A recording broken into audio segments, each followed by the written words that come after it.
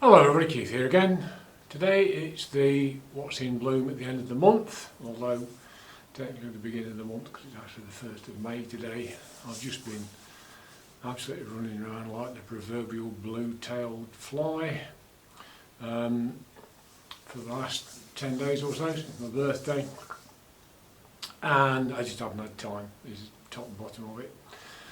You're going to be slightly short-changed because 4 of my plants in flower are away with the East Midlands Orchid Society on being used as filler plants on their display tables. That's my Phalaenopsis Pink Twilight, my old favourite. You've seen that many times. Phalaenopsis mannii, my only Renanthera, which is monachica crossed with amayani. Actually looks very much, if you look up monachica, you'll see that very much what that one looks like. And the last one is my Zygonisia Rhein Blue Angel, which has got, I think, 3 spikes, and one of those is already fully out. So yeah, sorry about that, but that couldn't be helped. So you've still got something to see. Unfortunately, some have gone. The Thailand Black, the Dendrobium Phalaenopsis type, that's gone, and we've got 1 or 2 that are on the way out. I thought I would have a Restrepia to show you, Restrepia falkenbergii, which is flowering nicely for me, or has been doing, flowering almost continuously now for the last month. It was out yesterday, today it's gone. They don't last terribly long, but there's more on the way, but probably will have gone by the time I come round to it again. It's just the way these things go, isn't it? We'll start with one that's also on its way out. This is Dendrobium Jenkins Eye. Not a huge plant, as you can see by the comparing it against my hand. It's put 3 spikes and 5 blooms out this time, but unfortunately, as you can see with these, they're starting to go, and in a few days' time they will be gone. It's a bit of a shame because they're a lovely little flower. I do like that, but I'm really pleased with the way that's worked. It's grown quite well since I put it on the mount, and I think that'll hopefully push on. Now I think it might want some more moss. The moss is beginning to look a bit tired, so I might see if I can tease the moss out, because this has got moss underneath it, which is not how I try and do it now, but we'll see. But the moss doesn't look wonderful, and that won't help it, but nevertheless it's done quite nicely. That's Dendrobium Jenkins Eye.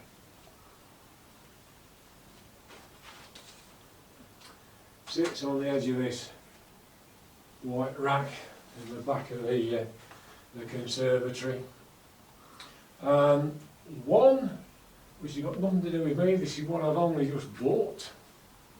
This is a no ID Masdevallia.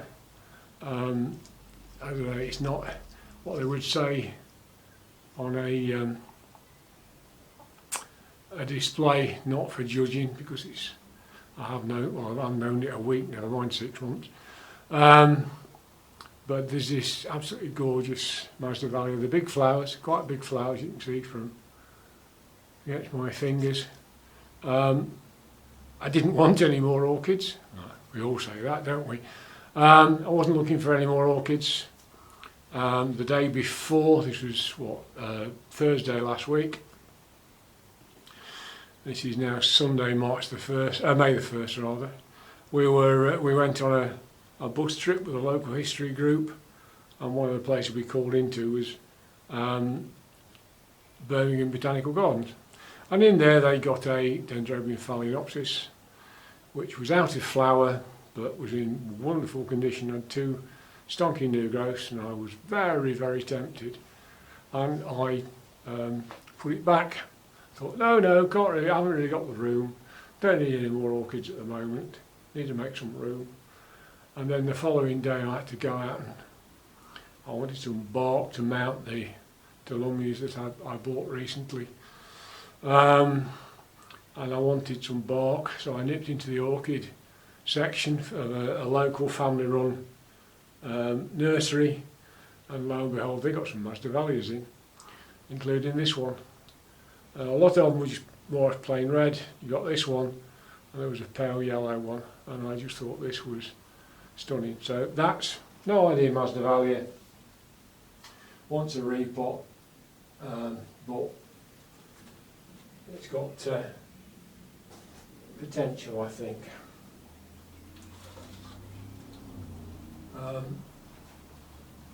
Another one that you can very clearly see is on its way out, particularly this one.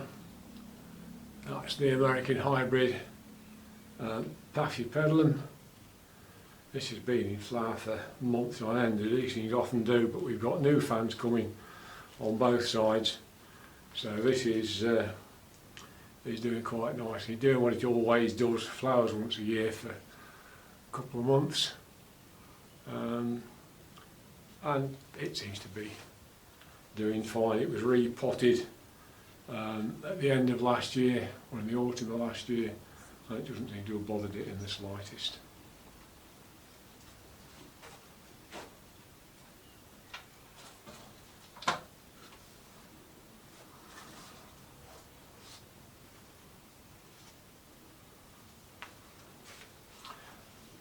Something of a surprise blooming, that's Dendrobium Odor.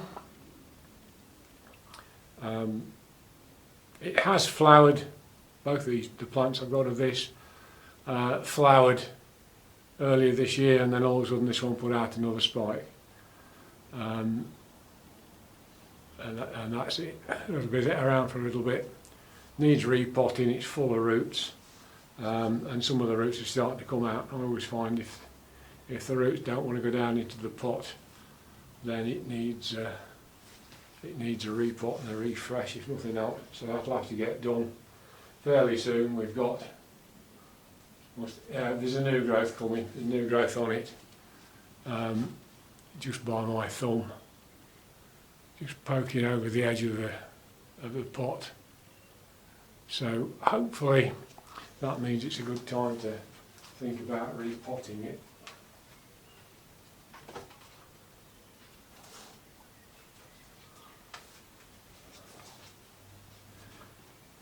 This is the one that I bought as Leodoro, but as I've said before, I don't think it is, because this one isn't scented. It's still very pretty. It behaves in the way that this group of hybrids do. It allows it to keep flowering, to keep growing, and doing very nicely. They're oddballs, these. The spikes don't die back like they do on most Phalaenopsis after they've finished the initial blooming, so you leave them on the plant until they actually die back. I don't know if you can see that this one has got a number of points where you've got happy sap, so they're obviously still drawing plenty of moisture up, but for the first time in a while we have got a new leaf, so that won't do any harm. And the roots there's plenty of roots in there, it's doing very nicely. So that one, the spike's not great, this last one, but I think there's more to go. The tip seems to be extending again, so hopefully that will go on for a little bit longer.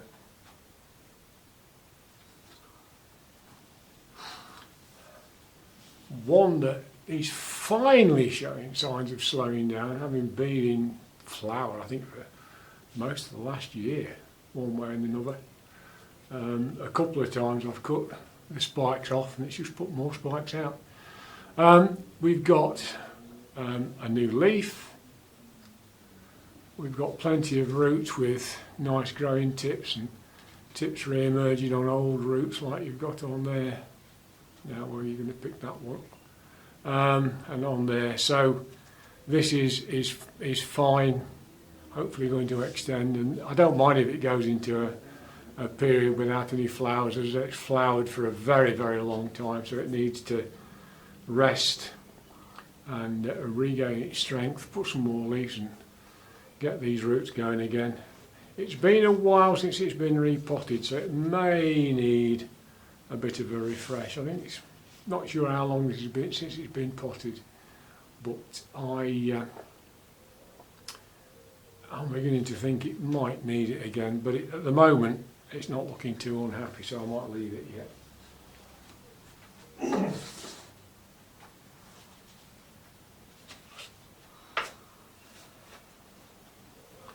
Another one that's been in flower for a very, very long time, and it's still going. There's still more buds, keep it coming from the tip. This is Fuller's Sunset Golden Sun.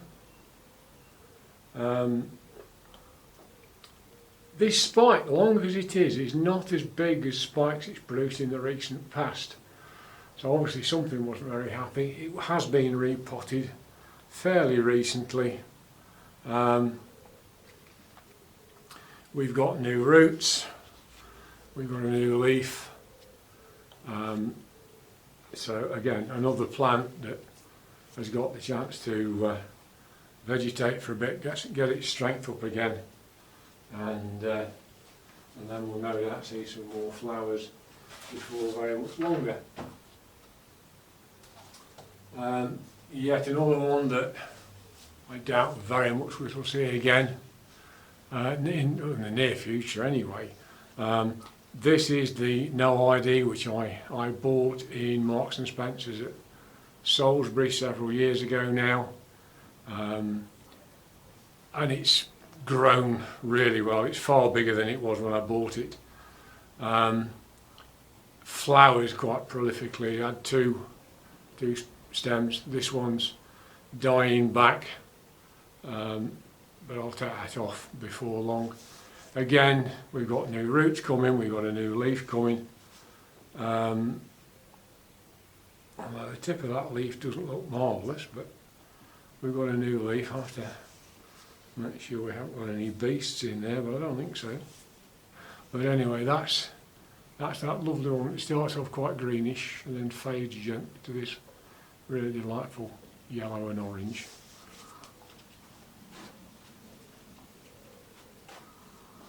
And now, by contrast, we're coming to a couple which are at the start of the cycle.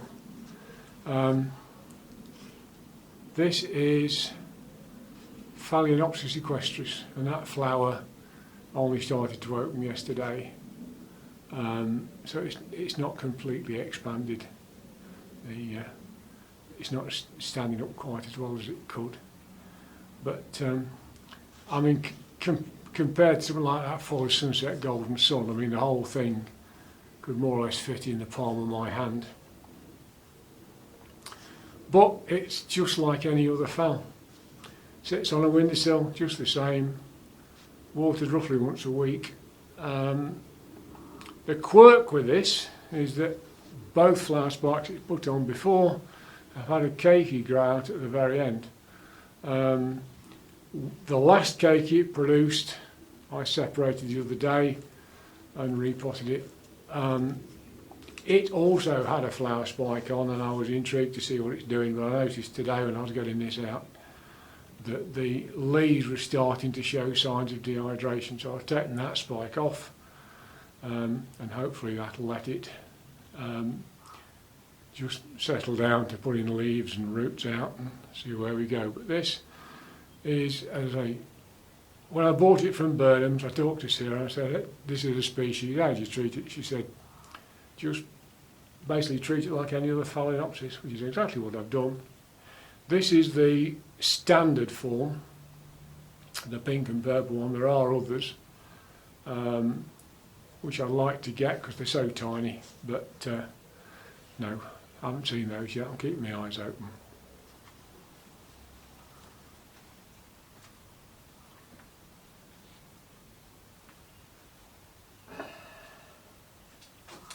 Last by no means least, my Cyclops mariposa. This opened the flower about 2 days ago. They are so remarkably bizarre even for an orchid flower, aren't they? Some people find these hard to grow. Mine seems to do very well.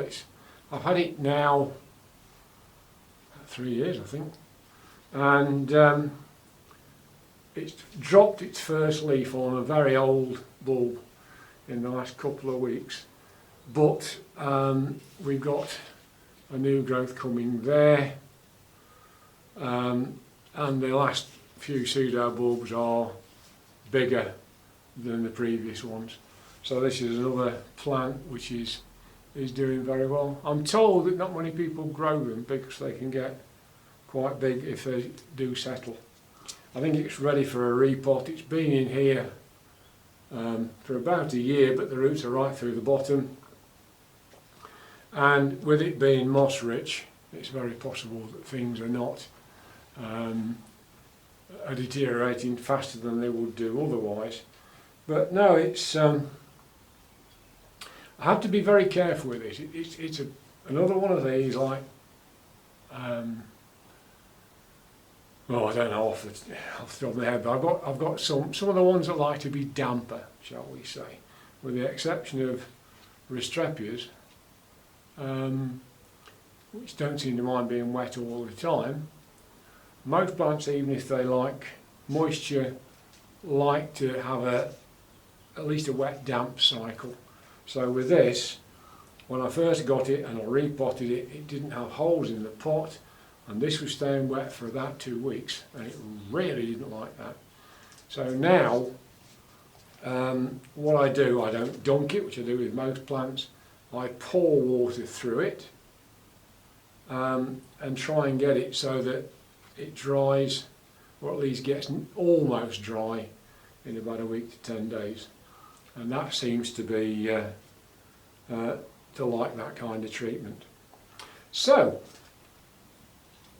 apart from a couple of Christmas cacti that are flowering well out of their nominal season at least, and one of our long-standing hippeastrums that's out at the moment, that's everything that's in flower that I know about. It's a pity. We've got more flowers, as I said, on the falkenbergii. I've got flowers coming, I noticed, on the newer of the two brachypus Restrepias I've got.